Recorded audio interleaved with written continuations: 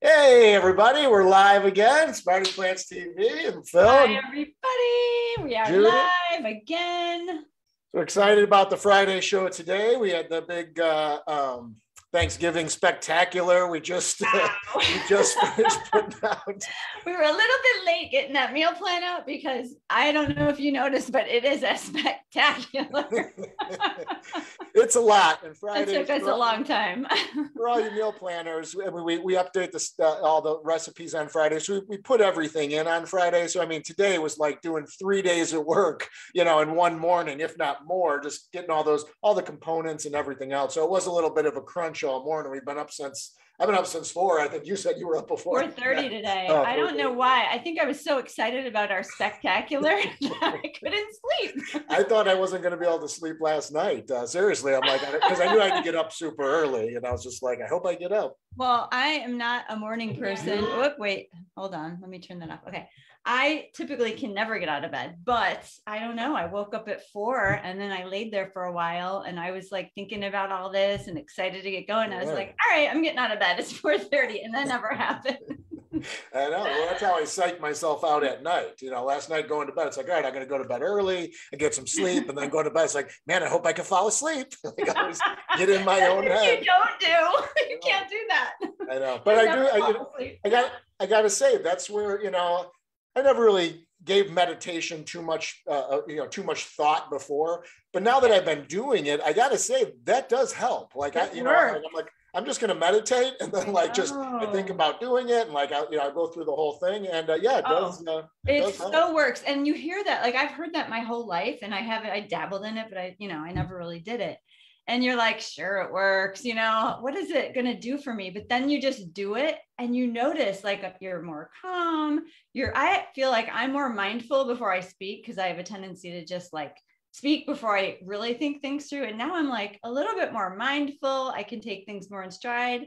And the days I don't do it, then I notice a difference. Yeah, I'm like, sure. I really need to meditate today. Yeah. It's like giving your mind a little bit of a break from all the thoughts that are going on right, and that's where it hits me is at night, usually like at bed, and especially if I have to get up, like that's when I kind of psych myself out. It's like I gotta stop. Like I'm doing it to myself. Like it's torture. Like why do I do it to myself? Because that's what it is. I mean, it's not. Wait, like. Are you meditating at night then? Well, that's what I'm saying. So like I go through. So I no, I usually do it during the day, and I go through like guided meditation. So I want to get kind of a gist of what people say, what you do, what you're thinking about, and again, I do the guided. Yeah. So that's what I kind of run through that same thing. So sometimes I do like, I listen to that Michael Seeley. I don't know if you ever heard of him. Listen to Michael Seeley. No. So whatever, he's good. I like it. But this is like a funny meditation guy or something. Just the way he talks is, again, like he's supposed to be talking. I'd be too distracted. To some degree. I like Sarah Blondin, but go on. Somewhere. He has, he does like sleep meditation, anti-anxiety meditation, so it's all different kinds. So whatever, for the sleep one, it's like, all right, I'm trying to kind of go through what I had heard him going through, like, whatever it is. I'm not going to go through it, but like, and then it's like, yeah, once you do that, it's just like, oh, then I'll wake up and be like, oh, I did it. It worked. I fell asleep. It's awesome. Oh, that's awesome. I love that. It does work. It does work well. So, just for everyone watching, we're for right now, we're going to do these Friday at 3. That's the plan. We do want to get some feedback from people. I do see, on Facebook, like when the most popular days are and times as far as our group goes, but that doesn't necessarily mean people are going to watch. So we would like to get as many people as we can watching, but in the end, this will always be put on the, into the group right after it's done, it'll post. And then we're also going to put them on the YouTube channel as well. So you can find them both there if you can't catch it live, and we might break it up and do it on another day sometime, or do it at night sometime, or just depending on what's going on. But and we saw that a lot of people watched the replay. A few hundred. Yeah. I mean, I didn't look today. I should have, but I think last time it was like 260 some people or whatever watched the replay. Or so they clicked through it. They right. At least press play. Yeah, to some degree. We don't expect you to watch the entire hour. But... Well, you never know. No, yeah. So before we get to the menu, I just real quick, I just wanted to run through just some fixes just on the for the meal planner. So user had brought to their attention that her meals weren't working. So one of it was, and I don't want to say user error, but the way she was putting it together was kind of dropping in leftovers. So she put the meal in and then drop in the next day for a leftover. So just kind of trying to mirror the 28-day plan, which you can't do just because it is going to drop in multiple full recipes. So if you put lasagna on one day and then you're going to plan on having it for a leftover the next day and you put it on the next day, it's going to show 2 recipes of lasagna. So it is going to throw you off. So the difference between the 28-day where we kind of tell you, hey, have the leftovers here, you have to kind of know what you're having for leftovers based on, you know, what you're cooking. But going through her issues, we did find another issue, and it was just some grocery items not being added after 7 meals were put in. So we talked to the web developers, all the issues are corrected. That one was one. If anyone noticed, just there's those little information icons. Once you put all your meals in the grocery list, next to every item, there's an information icon. And if you mouse over it, it'll show you kind of which recipes that particular ingredient is going into. So some of them weren't working, some of them were offset. It wasn't a big issue, but that's corrected. And I think that was it. It was those 3 items. So everything should be working properly. Again, if anyone notices anything that's not working properly, just shoot me an email, shoot me a message. You can post in the group. That's fine. Just let us know what's not working. The development company jumped right on it. I think we had it fixed by the next morning after we had talked about it. We had to go through some troubleshooting and whatnot, but yeah, because sometimes we don't even know, because Phil and I aren't doing that, you know, like we're not adding 7 items to the grocery list. I mean, we've tried to like troubleshoot different things, but there's going to be things we haven't thought of. Like I wouldn't have thought to do that. Right. And that's what's great about having a lot of users. Users are going to do whatever they're going to do. You never know. I love that. So you're right. And that user, and with the leftovers and the main meals, I think she had put like 24 meals in. So it's like 20, that's a lot of meals for a week. It's 5 meals a day. So either way, that's, we got everything fixed. And right, if you do see something, just let us know and we'll get right on it, or let me know for sure, and we'll get right on that. So with that being said, why don't you lead off with the Thanksgiving? On to the food. So we have, for our first entree, is butternut squash lasagna with a sage cream sauce. So we always had pasta growing up. I don't know if that's just an Italian thing or a Caruso thing, but like our dad, he had to have his pasta. First of all, we had it every Sunday, no matter what, some form. But especially in the holidays, I mean, we had to have like all the traditional things, and then lasagna, that was a big one, or whatever, rabs we had. Well, there were some main ones that we would always, the raviolis would be a big one, the cavatelli would be another big one, the and lasagna, gnocchi. So they were always there. There was always a pasta, and I mean there was always a lot of food, and we also always had people for Thanksgiving. I mean there was always, at least Graham, but there's sometimes 4 or 5 extra people for Thanksgiving, which was always always fun. So there's always a ton of food. So this one has our tofu ragout. We say ragout, that you might say ricotta, but my grandma used to say ragout. It's the Italian way to say it. So our tofu ricotta is amazing. I mean, I think it is. It tastes to me just like I remember dairy cheese tasting. I mean, when you mix it, first of all, in our original lasagna, like with our gravy, our red sauce, it tastes just how I remember lasagna tasting. I mean, I really can't tell a difference. And we wanted to do like a fall Thanksgiving twist on it. So instead of a red sauce, we did this sagey cream sauce, which is so good. It's like a white bechamel sauce almost. And then we add sage for like those fall flavors. Oh my gosh, it is so good. It's so decadent tasting that I was like, I still, my daughter laughs at me, but I'm still so surprised. Me, the one who makes this food all the time and cooks and has our website. I mean, I take a bite and I'm floored. I'm like, this is so good. So it tastes very decadent. It does have cashews in it, but it is all plants, you guys. That's the beauty of this cooking. So anyway, it's layered with the ragout, and we roast butternut squash cubes, and we like tasty those up a little bit with some spices. And then the cream sauce, the sage cream sauce. So we just make the layers. So you can make the ragout and the cream sauce ahead of time.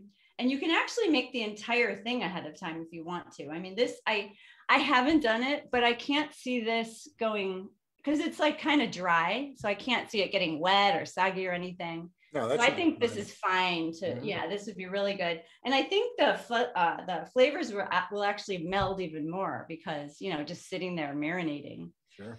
So I think it'll be even better. So make that ahead of time if you'd like. What else can we say about that one?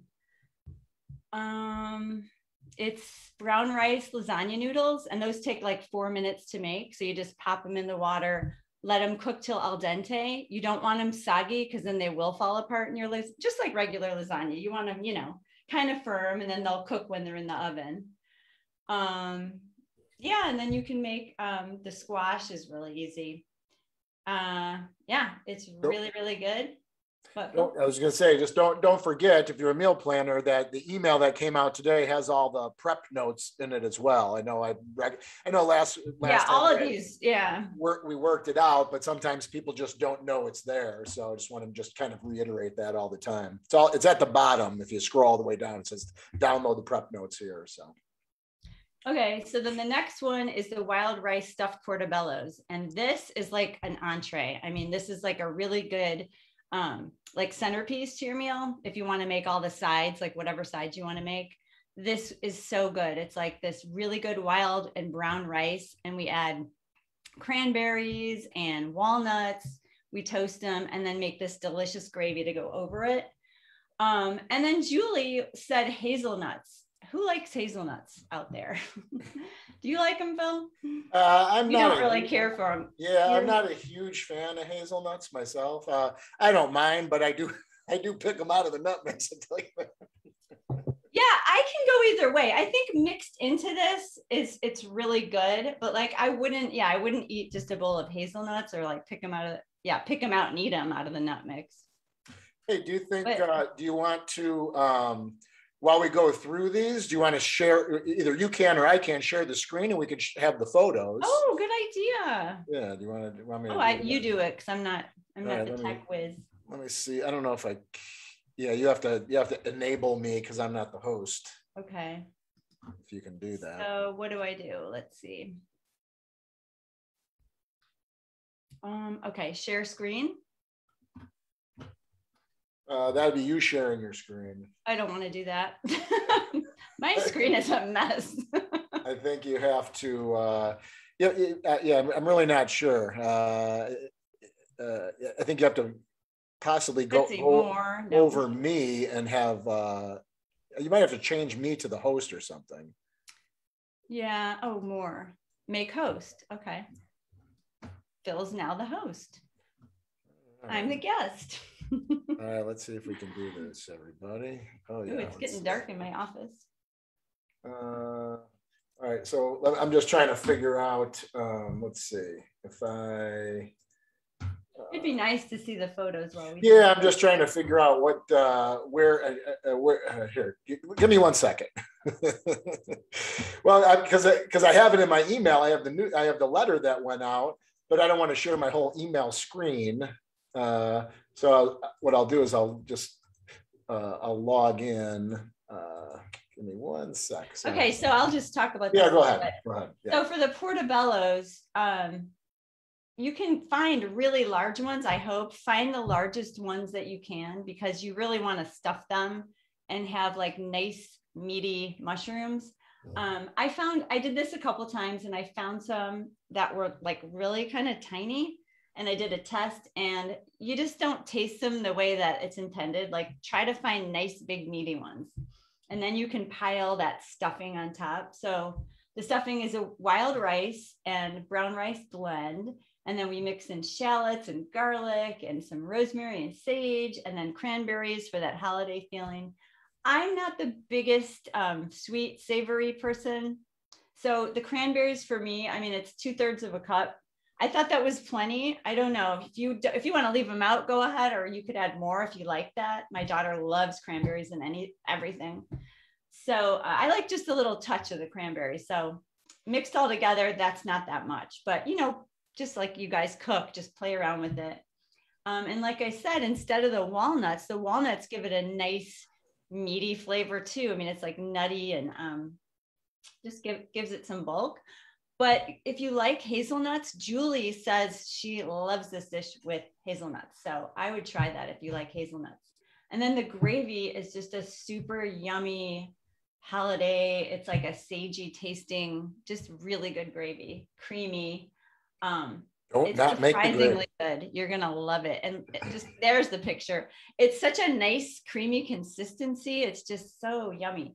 And this recipe makes a little bit more than you probably are expecting, but it's really nice because if you're making it for Thanksgiving, then you have all that gravy. You could put it on mashed potatoes and on your stuffing. I like to put it on everything. So it makes a little bit more. And then if you don't eat it, you know, you'll have it. It's never enough gravy. Nope. The gravy always goes in my house. I know. We never have enough. Well, it is always nice because sometimes you just get something and it's like, I wish there was just a little more gravy for this. Because I also like to put gravy on the stuffing. I like to put gravy on a few things, you know. Right. Uh-oh. You took over my entire screen. That means my notes are buried. No, this is just that same screen. You should have it. You should have. I mean, this is just the Zoom screen. Like I'm looking at my notes on the side here. Oh. They should be wherever. Oh, okay. No, it kind of took over my whole screen. That's okay. I just have to find them again over here somewhere.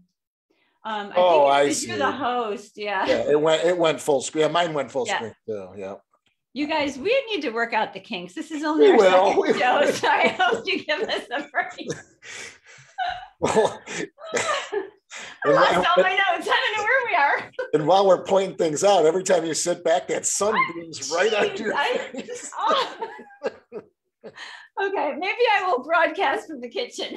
Now, this office is driving me a little crazy. It's dark. It's sunny. Oh yeah, I have sunbeams on my face. Okay, wait. I almost have my notes. Yeah, that's taking over my whole screen here. Yeah, you should be able to. You can't minimize. You should be able to like. No, I can't. You can't hit exit and minimize. Like it should minimize it. No. I tried. Okay, wait. I think I might have it here. Hold on. Okay. Well, you can go to the next slide. Oop.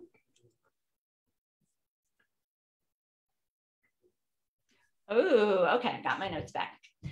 This is our sage and sausage stuffing. So our mom always made pork sausage stuffing, not just regular. Well, it was stovetop. I know she bought the sage and onion croutons. I don't know if those were not stovetop. Yeah, it was like brownberry or something. Brownberry, yeah. And then I know my grandma used to do this. She had this meat grinder and she'd hook it to the side of the table. It's like 100 years old. She'd grind that every Thanksgiving morning. She'd be grinding, putting the onion and the celery. What? You're gonna say something?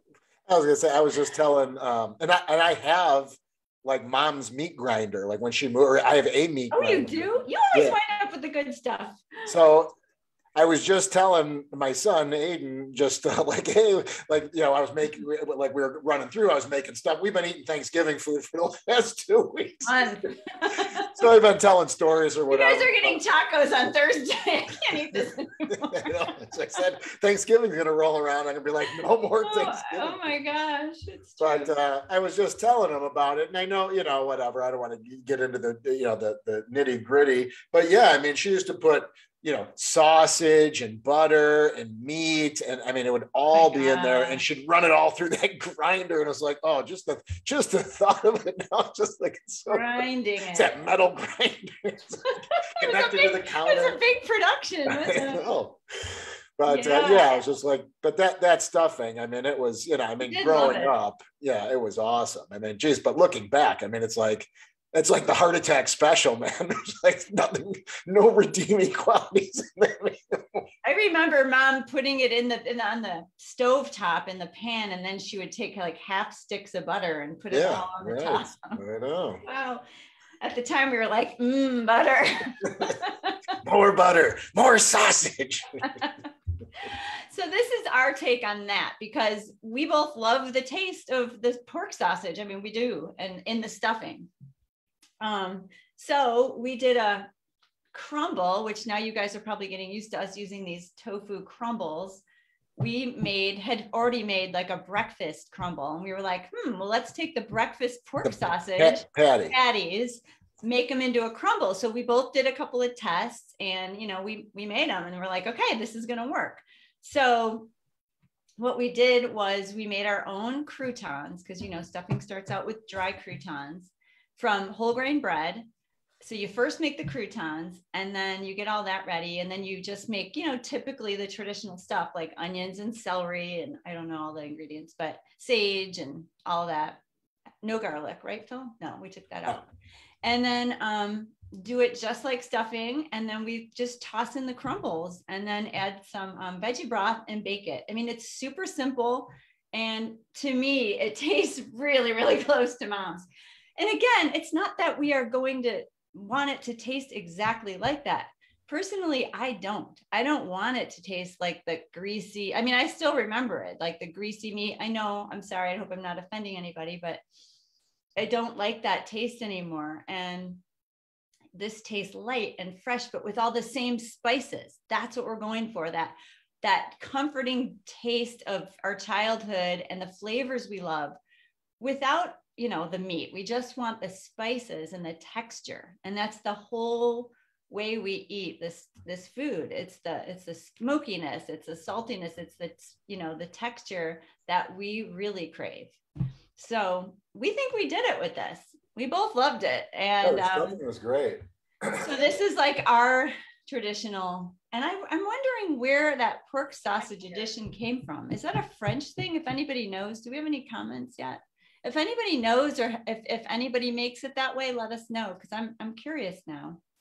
Yeah, I'm not sure. And it's funny that now that you say that, sometimes it's just like that things come about. It's always the way Mom made it. And it's like, did Grandma make it that way? Did, you know, Mom see that on a box or something sometime? Well, now doing these recipes for the last couple of years, I have been like, I love that part. I love researching things and I love finding out, like, you know, the history of food. And I don't know, I didn't have time this time, but that's something that I would research. I'd like to know that. Sure. Yeah, I'm sure it had to come from somewhere. I think it might be a French thing. That meat grinder feels French. We're half French. Mom's family's French. And another thing Mom would do, I mean, we all love the stuffing so much, she'd make like an extra recipe and like put it in the fridge so company wouldn't get it. Oh my God. And we would see it in there. Yeah. So even if everyone ate all the stuffing, there would still be more for leftovers and whatnot. But if you don't want to make your own croutons, it's easy. It's really simple. And we flavor them with sage and onion, I think. You could just buy them. And I would say, I think Phil, you found them, whole grain bread cubes. So if you can find them, or bread croutons, I'm tired. Bread croutons, whole grain croutons. If you can find them, buy them. That being said, if you feel like buying regular croutons, you know, which means white bread, refined white, the sausage or sage and onion flavored, that brown berry that Mom always bought, you know, this is your journey, your choice. It's a holiday. You know, I might bend a little bit on those things too, because we're having all the kids over and the kids probably want that. Now, if you use whole wheat bread, it's going to taste a little bit different. You know, Frank and I made this, you know, and he loves it. He's like, don't change a thing. I said, for Thanksgiving, I could get the regular cubes, you know. He's like, not for me. Don't change a thing. Because when you know you're eating the whole grains and there's nothing in there that's bad for you. I mean, it's all plant food. It's so delicious. But I'm just saying, I might do it for the kids because, you know, the kids just still want things to taste the way they want it. And I don't know. It's your choice. So I'm just saying, don't feel guilty or anything. If you buy the, you know, refined white bread, it's a holiday. And another thing, sorry, just like with sugar, you know, I'm planning on having the pumpkin pie, which there's only maple syrup in that. So we'll have all of that and feel good about eating it. But if somebody brings a vegan dessert for us, I'm going to have some, and that's going to have sugar in it and oil in it.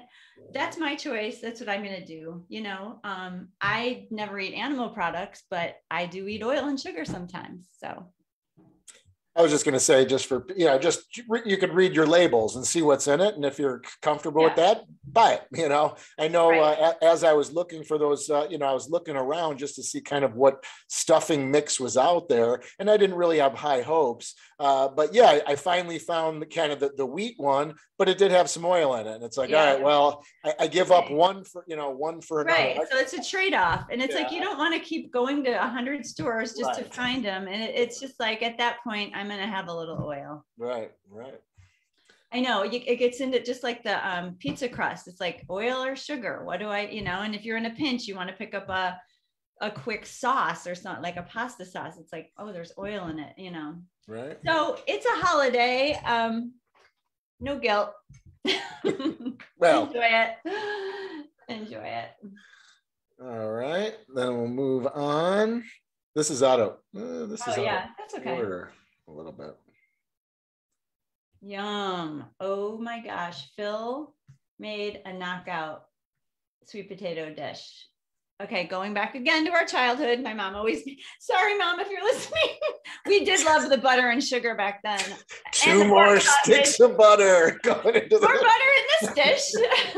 So she always made candied sweet potatoes, and they were always in the back burner of the stove, cooking away all day, getting nice and caramelized, more butter, sugar, just like everybody does. Some people cover them in marshmallows. We never did that. We all know these are known for butter, lots of butter and lots of sugar. What were you going to say? Shan's family did that? Yeah, that was the only time I ever had it. I got to say, it was good. I mean, I never had it that way. Yeah, sure. Candied, but it was I was surprised how good that was. It was good. With the marshmallow? Yeah. It doesn't sound good to me, but I do remember you saying that. I don't know. That sounds really sweet, but I'm sure it was good. Yeah, and candied sweet potatoes are nice and savory. Candied. A pan of sugar and butter. Basically, they're candy covered. Those sound sweet. You're loading the sugar on top of the sweet potato. Oh my gosh. Okay, so these are nice for like a little bite on the side, but he really did a great job with these because I don't know, it's just this combination. Basically, it's maple syrup. You had put a little tahini, which surprised me. I didn't know how that was going to turn out, and it was fantastic. Well, I mean, the idea behind that, I was trying to, and I've been messing around with the tahini a lot lately. Just one, it acts as kind of a butter substitute in a lot of dishes. I was just kind of doing some research on it, so I'm like, all right. What I didn't want happening was kind of what happened to what's her name with the caramel corn, just because. If you cook it too long, I didn't want to end it up like as a rock, like in the pan. So it's like, all right, well, I think if you add that in, it has a little bit of oil in it and it has just enough to kind of keep it more liquidy or, a little bit, not getting into like a candy. Right. It's the oily. Yeah. Nice. I was guessing, I was just experimenting with it and it seemed to work out good and the flavor was great. And I was like, all right, maybe that's what did it, but I didn't want to make it 100 more times. Like, all right, now one with a little less, I've got a pan in my fridge right now. Yeah, it worked out great. But the rosemary too, the rosemary and the pecans are so good. They're toasted pecans. The beauty of toasted pecans. I mean, why haven't I had these in my life more? I love them. That's my favorite nut. Whoa, they are so good toasty. Yeah. I'm like such a walnut person that I forget about how good those are. Those are like my favorite nut now. Yeah. Move aside, walnuts. Pecans are moving in. You guys are going to see a lot of pecans and things. This was fantastic, I have to say, and it's so simple. And for me, I just want a little bite. So it doesn't make a lot. You use two large sweet potatoes and I don't know, did we say 5 or 6 it makes enough for 5 or 6? Yeah, something like that. So I mean, I'm sure some people may have one and some people may have 2. And it's hard to determine, because same thing, like even at Thanksgiving, when I would sit down, it'd be like, all right, sweet potato, scoop of mashed potato, scoop of green beans. It's like, I wanted a fully loaded plate to have I remember those fully loaded plates. I didn't have anywhere to put my rolls. My rolls went on top of everything. Hoarding my food. The basket of Brown and Serve rolls.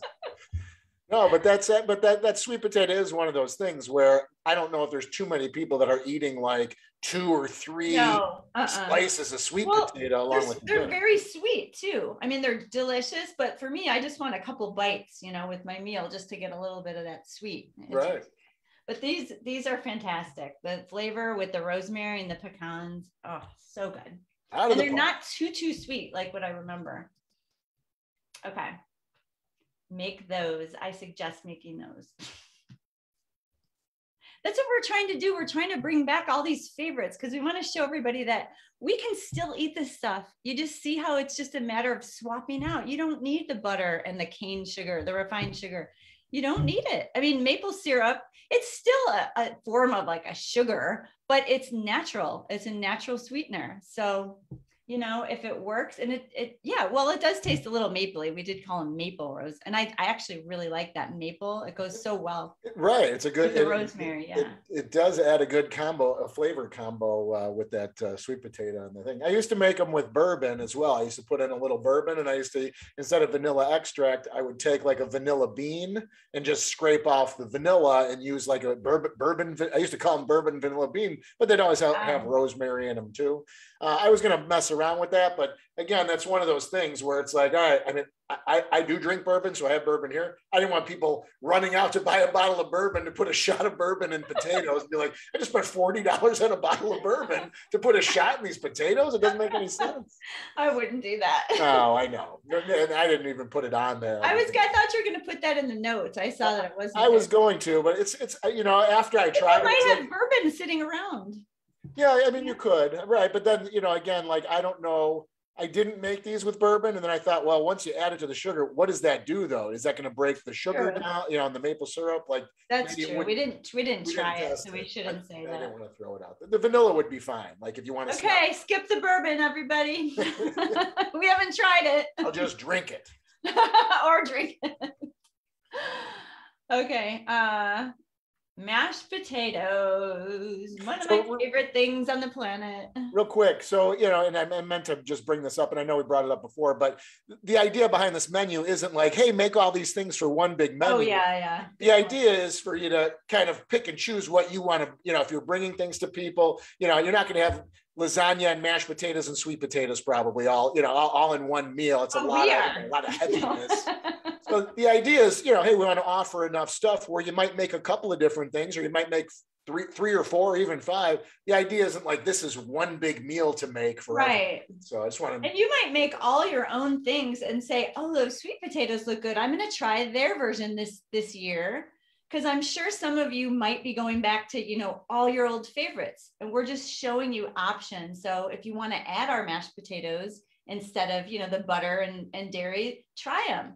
If you want to add our sweet potatoes, we're telling you, they're super, super good. And it's just a different way of making them. But yeah, we by no means are we saying make all of these. We just want to give you lots of options so you can pick and choose and, plan your menu around it. So the mashed potatoes, it's so easy to make mashed potatoes. I mean, sometimes I make them with just the cooking water and a little salt, honestly.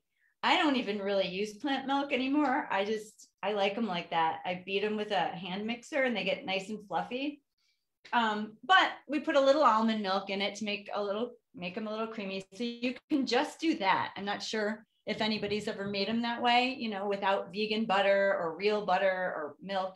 You really don't need any butter or milk. So you can make them with just the water. You can make them with just a little almond milk. But we fancied them up for Thanksgiving, and we first make a roasted garlic and onion butter. Now, I took that Ruby cooking class years ago when I first went plant-based, and they taught us how to make this. And I was like, this is not going to taste like butter, at the time. And it doesn't taste exactly like butter. If anyone's had Earth Balance, the vegan Earth Balance butter, that's the closest I've had to butter. And I love that stuff. I think it tastes spot on to butter, but this doesn't taste like butter. We're just calling it butter because it makes things creamy and it has a slight buttery flavor. But anyway, so we roast garlic and onions in the oven, and with some rosemary, and it just kind of gets nice and sweet and caramelized. And then we blend it with cashews in the blender, put it all in the fridge, and it doesn't really ever harden. Oh, we don't, do you have a picture of that? We do on the site. That's okay, just of the roasted garlic. That's a standalone.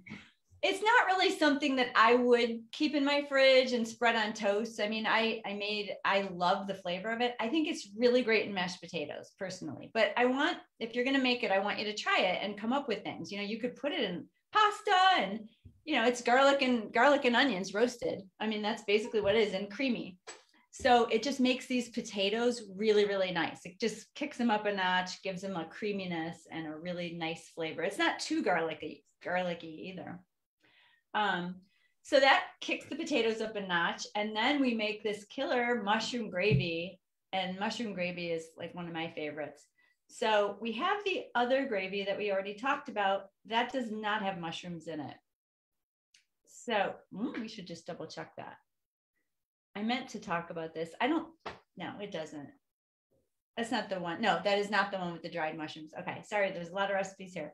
So I know some people don't like mushrooms. So if you want, you can just pull that gravy recipe from the holiday gravy. That's what we called it, from the Portobello's, and you can make that one if you don't like mushrooms. But we love mushrooms. This is a simple, easy gravy.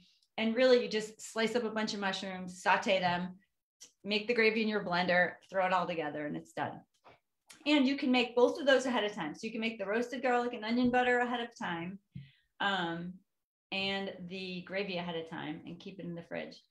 Also, if you're making gravies ahead of time, it's going to thicken up in the fridge. So, you know, that on Thanksgiving Day, just thin it out a little bit in a saucepan, because it's going to be a little bit thick. And then taste it, and you might have to adjust the seasonings a little bit. I usually have to, because, you know, if you thin it with some water, it will lose a tiny bit of flavor. So, you want to say anything about the potato? No, and they're delicious. They're delicious. And some salt, and, you know, add a little salt. I do always add the plant milk to mine to make them a little creamier and fluffier. I usually do. Yeah, I usually do too. All right, moving on.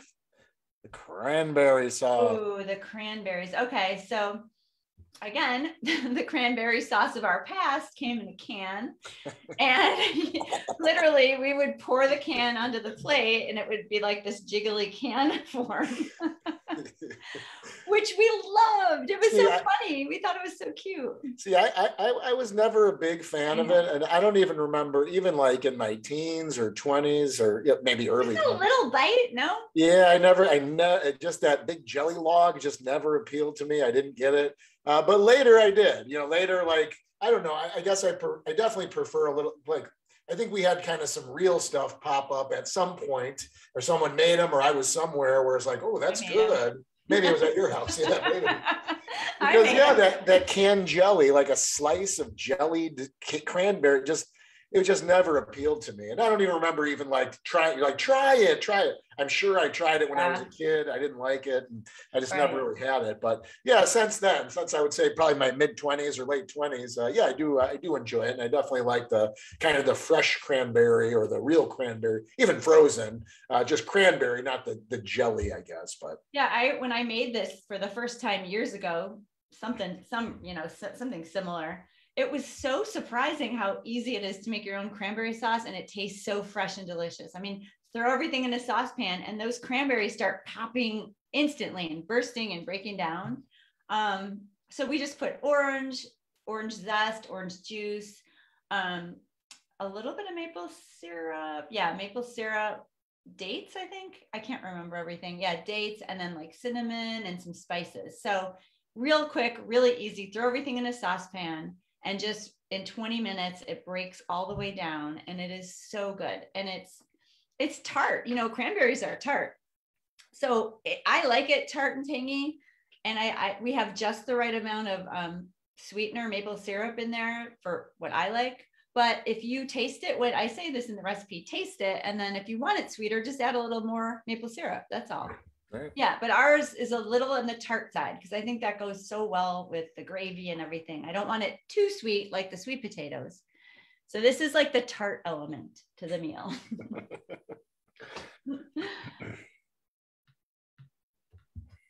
Another classic.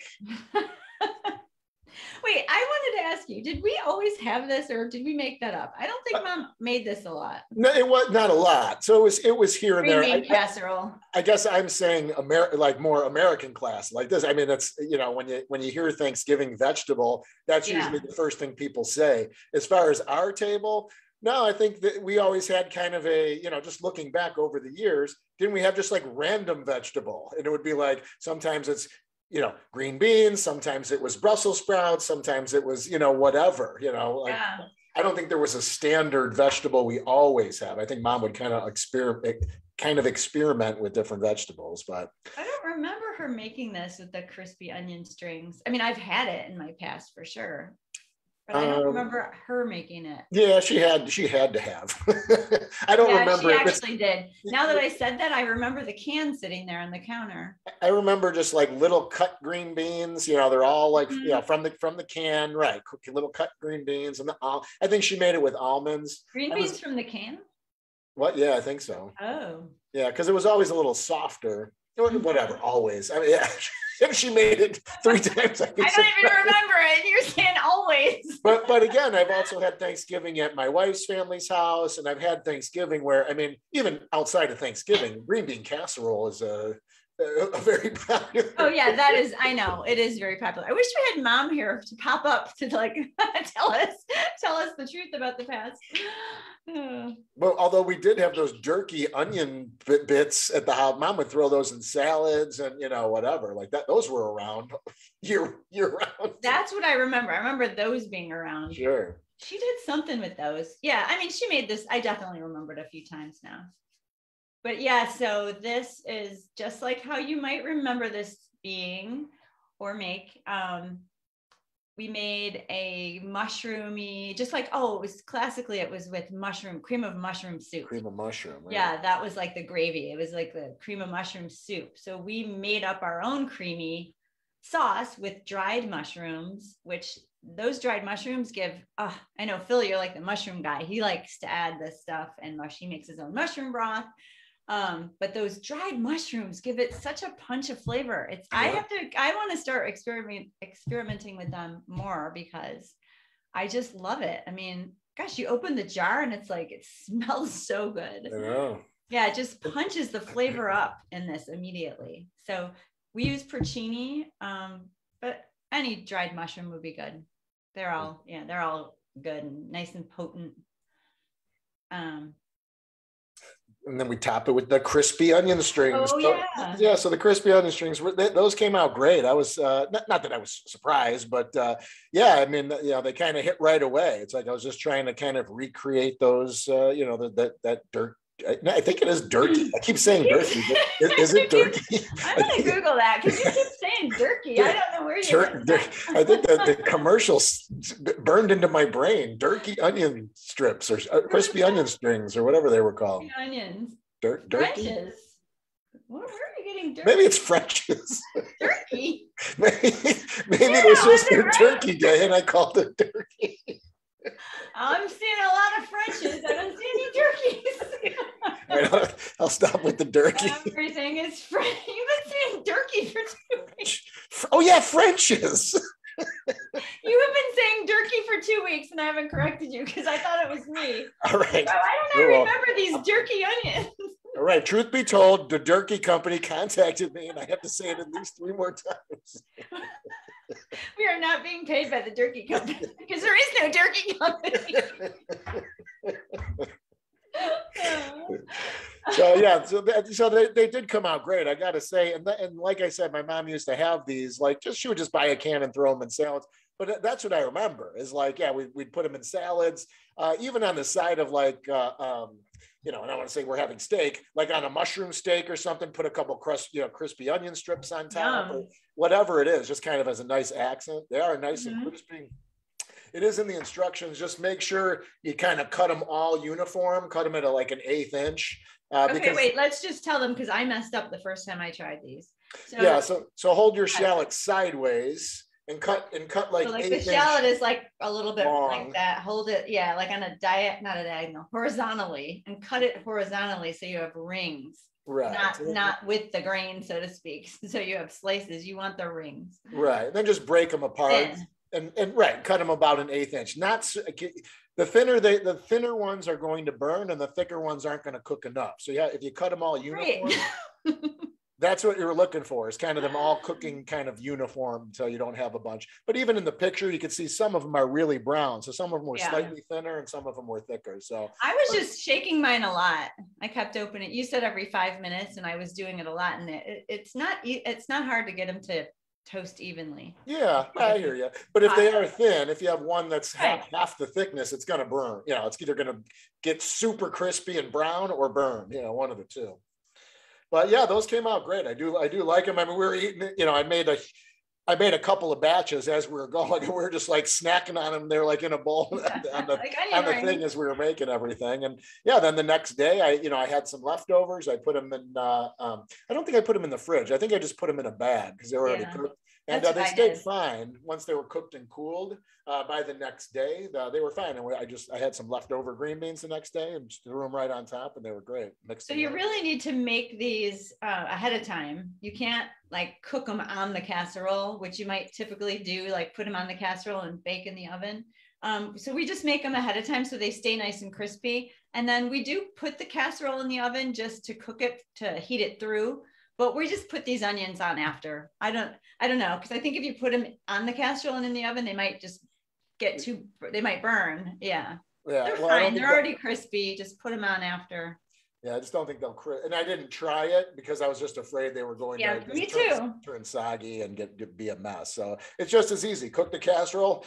I mean, you could either put it on the whole casserole and then serve it, or you could serve it on a bowl and just individually put it on your own. You know, well, it looks pretty on the casserole though. If you're having I hear you. But yeah, and they don't need to be hot. They just need to be crispy. So you just want them to stay crispy. And I wrote in the notes that you could make them the day before.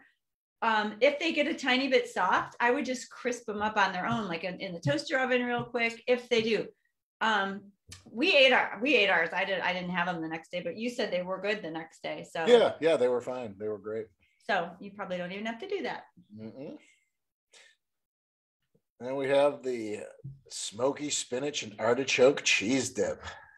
So, yum! Look at that. That was always a dip I love, you know, that artichoke and spinach. I mean, we grew up eating artichokes, which I think it was always seemed odd to my friends, like artichokes. Like, I don't know, just always seemed strange. But I always loved, I mean, we loved artichokes as kids. Stuffed artichokes. Well, yeah, but I know, but even when you get those leaves without any breading or anything, I mean, I could eat a whole steamed artichoke just pulling the leaves out. I've done that. I had it without the breading. Oh, they're great. And then you get the heart. Oh man, I love that. Artichoke hearts. The artichoke hearts are the best. They're so good. I made a soup.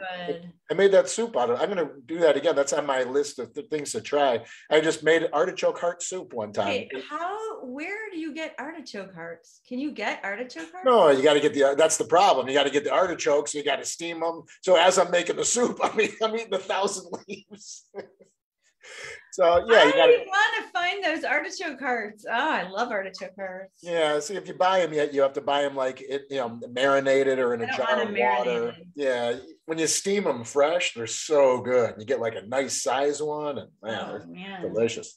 Anyway, so yeah, this includes the smoky Gouda cheese, spinach, artichokes, garlic, shallots, all great stuff. Yeah. So Phil had this idea everybody loves the smoked Gouda pasta. So, the idea with a lot of our meals is when we make these components, we want you to get familiar with them and make them again, because we feel like we all cook like this. I don't need a different cheese sauce every single week. It's fun to get a new one, and we're going to keep doing that. We're going to keep bringing you new and fresh things, but it's also nice to go back to the ones you love. Just like we all eat the same type of things, pasta, tacos, pizza. Yeah, we're always going to be adding new things and new flavors, but like when you have something down that you love, like this cheese sauce, everybody loves it. So we know we needed like some kind of a cheesy sauce, and this is so good in this dip. Just like we remember, that cheesy, creamy artichoke dip, spinach dip.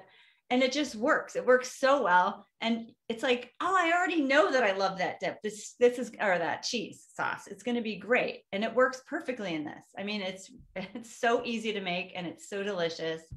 Done. You don't need to, you don't need to reinvent the wheel when you already have a cheese sauce this good.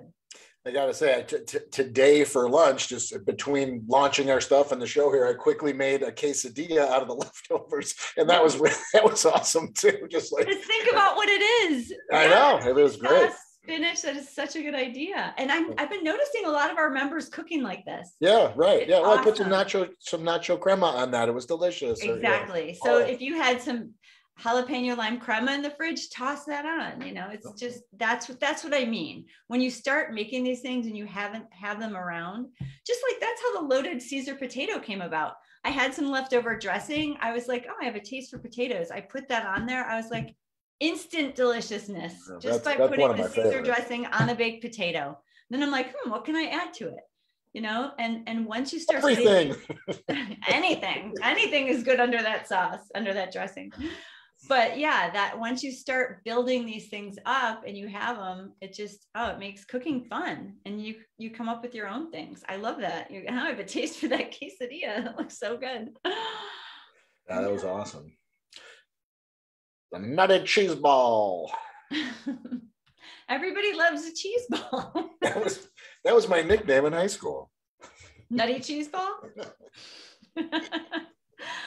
Yeah, so this is just kind of fun. I've been wanting to make these crackers for a long time. We had a little comment stream going on the site a while ago about, and we got a couple of recipes for these oat crackers. And I've been wanting to make seed crackers for a long time. I have different recipes that people have told me, try this, try that. So I haven't done it yet, but if anybody made the pot pie, Julie, our recipe developer, told me, oh, the crust recipe makes such great crackers because, we have leftover. If you have any leftovers, she's like, toss them in the oven and see, they're going to make really great crackers. So that's what I did. I tossed them in the oven when I made the pie way back when.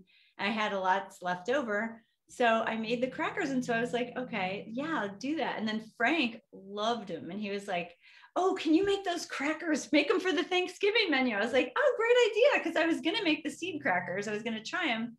So I just took the pie recipe, the crust recipe, and I did I just did the crackers. I made them just like crackers and they're so good. I mean, you could tell from that picture, they're like a little bit thick. They're crumbly. I wound up adding rosemary in this recipe. I added a little rosemary. We put nutritional yeast in there. So they're a little bit cheesy. They're firm, they're crisp, they're so good. So if you like the pot pie crust, it's almost the same recipe, but when you bake it flat, it turns really nice and crispy like a cracker. So that's that. And then the cheese ball is a take on, we have an almond cheese on our site and it's just tangy and really good. So I sort of started with that base recipe. And I wanted it to be, I wanted some fresh ingredients in there. So there's green onions in there. It kind of tastes like a sharp white cheese with like an onion tang to it. It's really good. And then there we go with the pecans again. There we go with the pecans.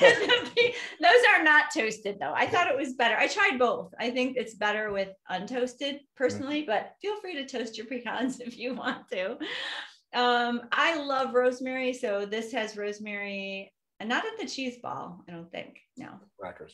Just the crackers, but it goes so well together and that just looks pretty together, I think, on a Thanksgiving hors d'oeuvre table. So yeah, that's all I have to say about that one. All right, really move on to the fudgy brownie bites. Fudgy brownie bites. So these kind of things, well, I wouldn't say they surprised me, but I got to say, when I made them, I was like, holy cow. So, I mean, they're primarily sweet potatoes. And then there's just other stuff. There's some peanut butter, chocolate, or the cacao powder, some maple syrup to sweeten them up. And even when I was, when I had heard about the recipe originally, just like, quick sweet potato fudge brownie or whatever. So I altered it with a little vanilla, a little salt, adjusted the ingredients a little bit, but Yeah, I gotta say, well, the first batch I used a form the first time. Like my daughter had a, I was gonna make them, and I don't have any silicone cups like you were talking about. So she has like an Easter egg silicone mat. So Oh, it's I've all seen little those. Yeah. Easter eggs. So I used that the first time. So the problem was the first time, and it was nice because I was making the sweet potatoes. So I'm like, oh, I'll just make these. I have one extra potato. I'll just throw it in and cook it and make these. Super easy and super quick. But I used that form, and they were thicker though, you know, so they were probably about an inch and a half thick. They are just like super moist and super fudgy, super so fudgy.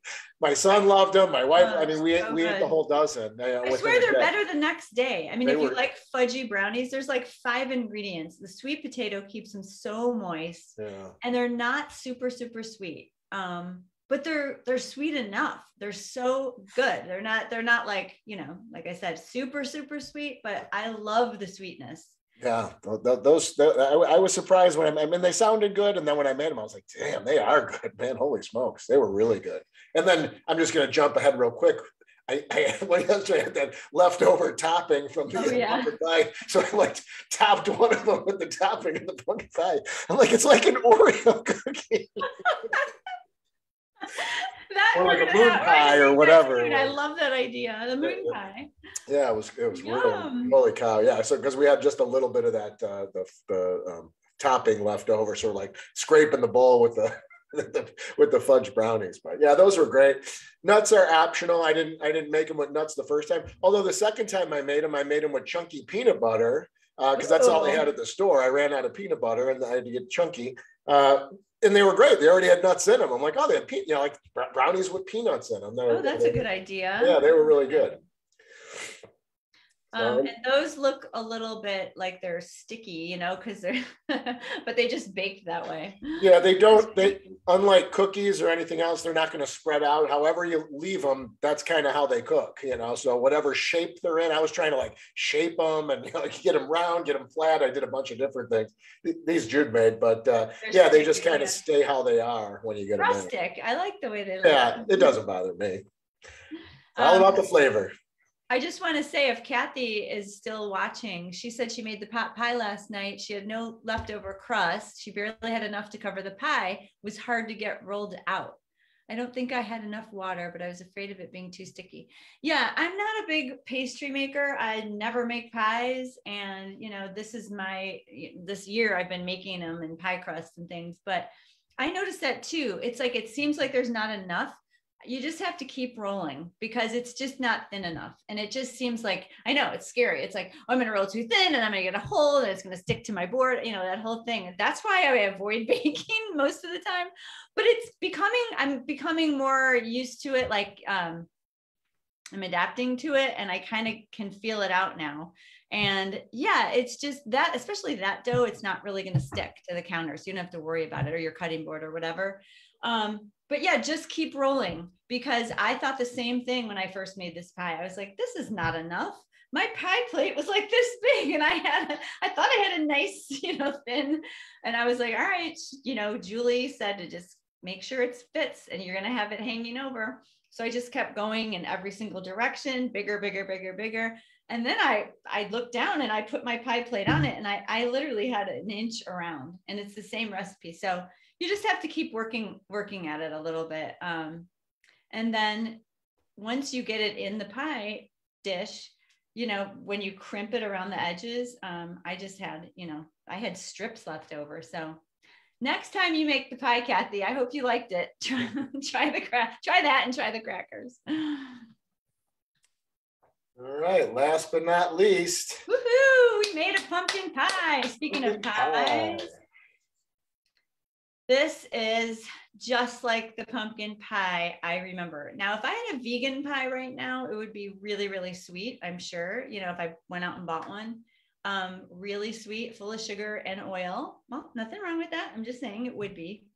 But this has no refined sugar, has no oil. We use coconut milk in the creamy part, the pumpkin-y part, mixed with pumpkin puree, all the spices, and it tastes so good. It's just light. You could see it from the photo. I mean, it's just light and fluffy and cinnamony, and it doesn't taste like coconut. The coconut mixes with the pumpkin and it just gives it such a delicious pumpkin pie flavor. So the crust, I kind of just came up with. I had an idea of what I wanted to do from, again, I always go back to my Ruby cooking class because I remember making a crust back then, and it was like medjool dates, and I think it was oat flour at the time. Yeah.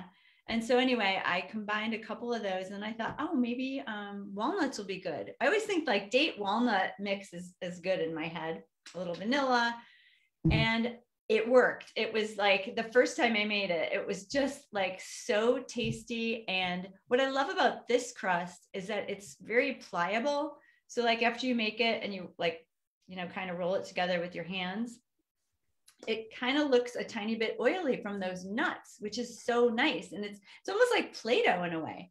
So what I did is I rolled it out. Because I'm not a pie maker, I made it easy on myself. I rolled it out. And again, it didn't look like it was big enough and it was in an awkward shape.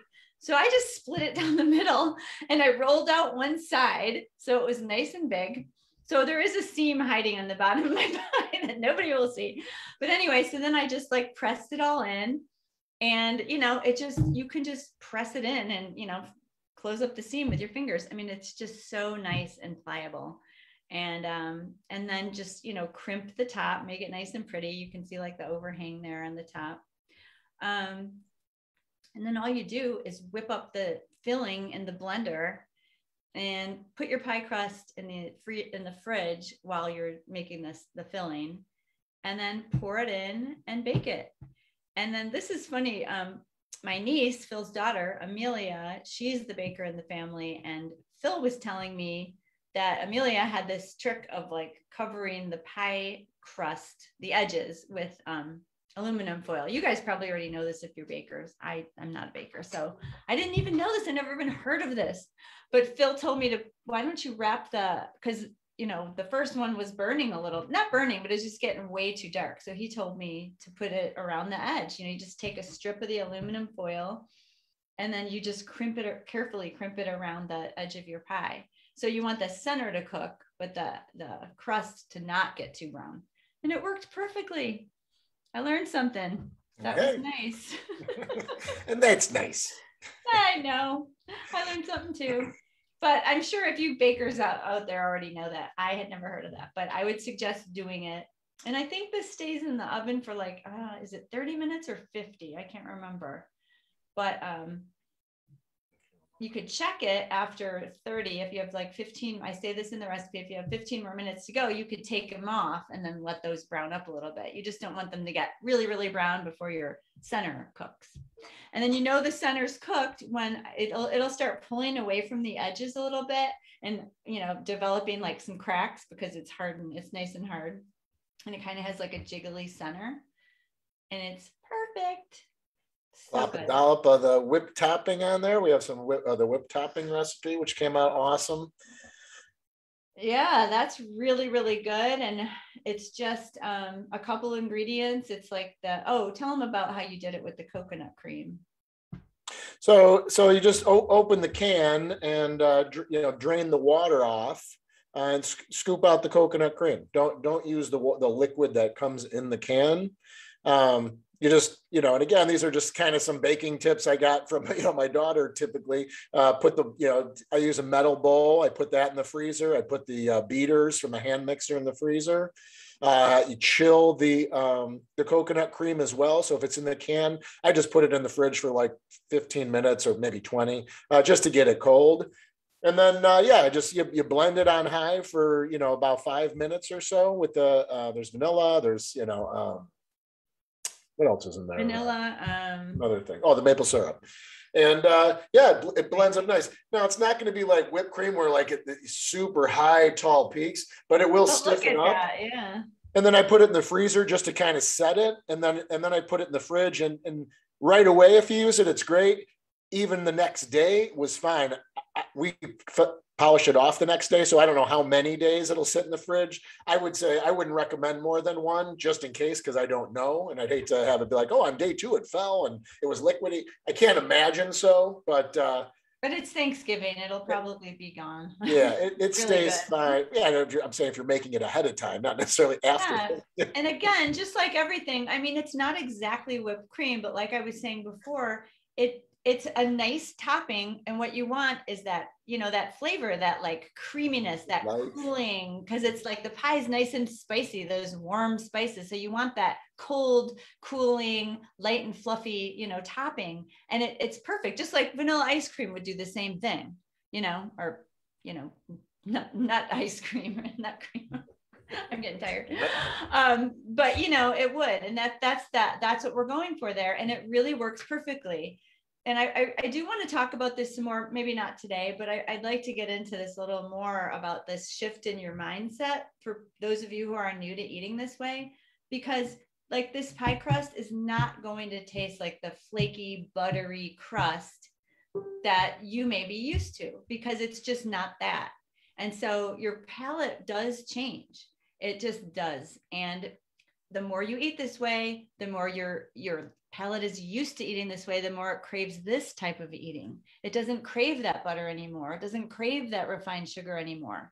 And, you know, so when you first start, your brain is saying, I want the sugar, I want the oil. This doesn't taste good. And I feel like I get those comments from people sometimes where they're like, oh, that doesn't taste good. Well, it doesn't taste exactly the way you're thinking it should taste. So I just want you to think about it a little bit differently. Not like we're trying to make it taste just like the buttery crust that, you know, we all grew up on. We're not trying to do that. We're just trying to make it taste good. So same goes for that whipped cream. No, it's not going to be light and fluffy and taste exactly like whipped cream. It's not whipped cream, but it's the texture, it's the cooling effect, it's the sweetness. And it's just close your eyes and take a bite and think, it's really good.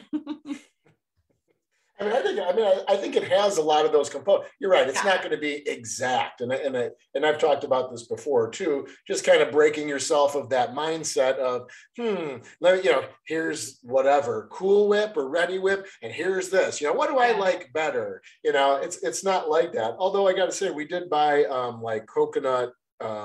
Amelia bought coconut Ready Whip one time. She's like, "Oh, I bought vegan, spray." Oh, really? Spray whip or whatever it was, and that's kind of what it reminded me of. And again, it was coconut based, and it had that kind of a coconutty flavor, which I do like. I mean, I've come to like coconut over the years. Yeah. I think this was a great alternative as far as the whip topping. Although I think some Cool Whip is. They don't have anything in it. I don't think there's any actual dairy. Cool Whip, not non-dairy whip topping. But it's probably just sugar, right? It's all oil and sugar, right? That's what it is, unfortunately. But right. Again, the holidays are what they are. It's about kind of making those choices. And I know now myself, just looking at the holidays and what I used to do and what I used to eat and what I used to. Well, tell us about what you used to do. Well, I used to stuff up. I used to eat as much as I could. I love eating holidays. You told me that he would like start the holiday season. What was it, before Thanksgiving or around Thanksgiving, whatever it was, and through Christmas, through all of our holidays, through New Year's. Yeah, the end of the year was always horrible because it would kind of start on parties. It would start on Halloween because we would have a massive bowl of candy left, and it's like, all right, well, I'm eating candy. Well, Thanksgiving's coming up, so it's like, diets are out the window, or I'm not worrying about it, and then like looking forward to Thanksgiving, and then stuffing up on Thanksgiving, taking all the leftovers, not all, but like if I was at your house, I typically would take all the leftovers home. Taking leftovers home and then eating Thanksgiving dinner for the next week, stuffing and turkey and everything else. And then just leading into Christmas parties and everything else, leading up to Christmas Eve, big dinner, Christmas Day, New Year's Eve, the week in between. Yeah. So the holiday season is always a killer, especially if you have weight. And I know we were just kind of talking about weight just briefly today, and we did want to get to some other stuff today, and we're just going to be out of time, unfortunately. So everything that doesn't get covered, we are going to be pushing off. But it's always kind of my downfall. From October on was always a horrible thing. Looking back, at the time I was not like looking at it as a horrible thing. I was looking forward to the next meal. but in the end, yeah, I mean, I think I come out of some of these holidays where it's like, I mean, I used to leave your house being like, oh, you drive. Like I can't even like sit up in the car, like, because I'm so tough. So, I mean, yeah, I mean, I would really overdo it every single time. And now I look back and I still tend to overeat, especially at a holiday. But I look at what I'm eating and it's like, all right, I'm not packed full of grease and fat and sugar and everything else. And again, I try not to overeat in any situation now. I try to get to the point where it's like, all right, I'm full. Even if it tastes great, stop eating. Like there's more, you can take some home, you can have it for leftovers for lunch. Like I am still working on that myself.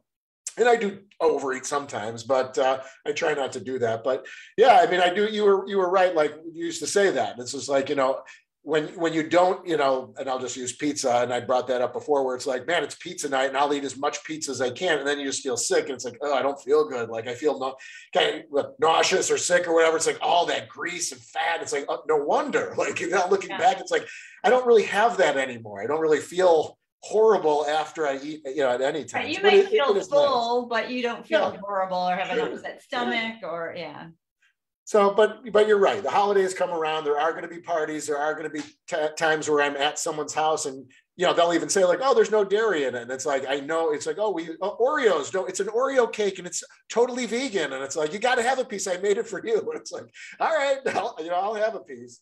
So, but and again, I am going to be eating some extra oil here. There's going to be some sugar and things. Yeah. We do everything we can not to do that. So if I do go out and we do have something like that, right, I'm not going to beat myself up about it either. I'm not going to be like, oh my God, I can't believe I had that piece of Oreo pie that they made specifically for me. Especially a holiday. No. Well, yeah, that's how I feel. I mean, the most of the time we don't eat that stuff. The majority of the time I don't cook with it. I don't buy that stuff. I don't buy oil. I don't buy processed food. This is how we cook and this is how we eat. But I know my daughter loves Brussels sprouts and she wants them a certain way. And she likes them with, olive oil. And I think that's like the balsamic glaze. And I just want the kids to like certain things. So for me, it goes back to the kids. So I probably will use a little bit of oil and make those Brussels sprouts just the way she wants them. She also makes this arugula salad and it's like her special salad and she makes it with olive oil. So if she makes the salad for everybody, I'm not going to not have the salad my daughter makes because of a little olive oil. Of course I'm going to have some. Sure. So yeah, just, do it your own way. And, that's what I think works for me. So just we're going to wrap it up just real quick. Next week's show. So obviously Thanksgiving is going to be happening before we do the next live show. But next Friday is going to be Black Friday. So I don't want to say anything without saying anything. But we'll have a few special announcements on Black Friday, or maybe some few special deals. Who knows what we're going to be doing next Friday? It's going to be crazy. Anything goes.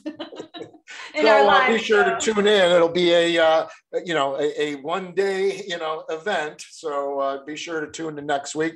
I did also just real quickly want to just give a shout out to our top posters again. I definitely want to include people that are kind of contributing to our group and to the community and our family here. So again, and I'm sure I don't even know if it's the exact same, but I know I did recognize some of the same names. So Alicia Aldas, Annette Reiner, Nell Tate Moore, Sheila Seaton, and Mary Stewart, of course, ringing in at number one again.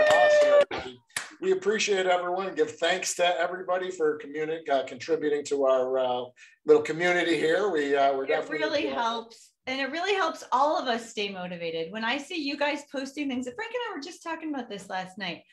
I get so inspired because think about this. We created some of these meals years ago, 2 years ago, and they get buried in my brain. Like I forget about them, and then some are recent, and then there's like nobody makes them. What was the one that somebody made recently? Well, you don't know who's making them. Yeah, that's what I'm saying. That's my whole point is like you are making them because there's lots of you out there. But if we don't see it in the Facebook group, it's like, did anyone make the pot pie? And then somebody, who was it? Somebody was it Maria, I think, made the pot pie and posted it, and like all these people posted, they're like, I love the pot pie, so did I, and my husband loved it. I was like, they made the pot pie. Because like, if that post didn't happen, I would think it's hard to just think, oh, I know hundreds of people are making this, you know?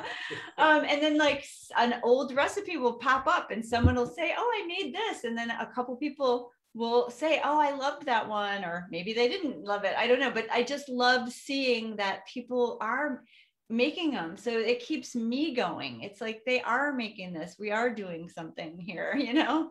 Well, and I think, you know, when people post, I mean, not only do you inspire possibly other people to make some of those dishes, you're also inspiring people to post, you know, I mean, that's the whole idea is, and you're right. And I mean, sometimes you'll post something and it's, I mean, it just happened a few times. It's like, ooh, I want to make that, you know, it's like, then I make it right away. It's like, oh, now I have a taste for that or whatever, but it is fun. And yeah, I mean, that's, you know, it's what it's all about, is kind of, you know, interacting together.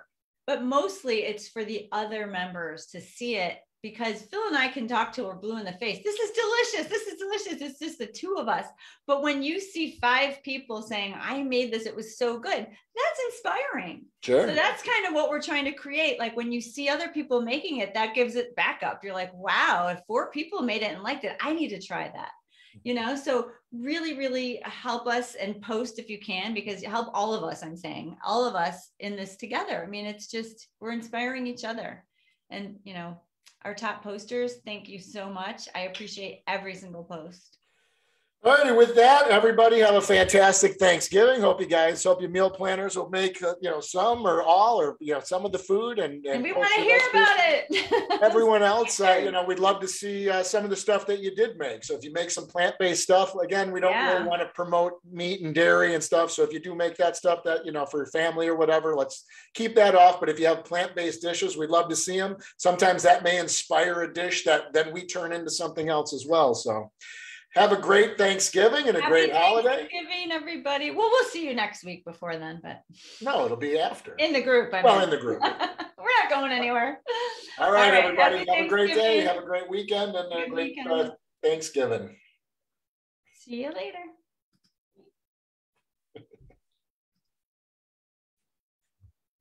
Uh-oh. I think I'm still live. How come mine didn't? Okay, now the Phil show.